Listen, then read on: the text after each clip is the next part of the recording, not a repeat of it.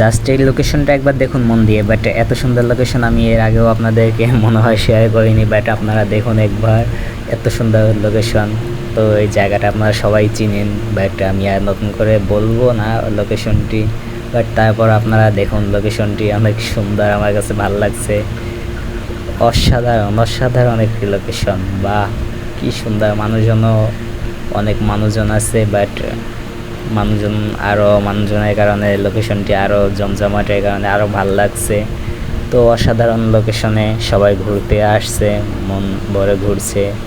তো এই লোকেশনে দেখুন অনেক মানুষ দেখুন দাঁড়িয়ে দাঁড়িয়ে বাচ্চা পোলাপাইন মানে বাচ্চা ছেলে পেলে গোসল করতেছে।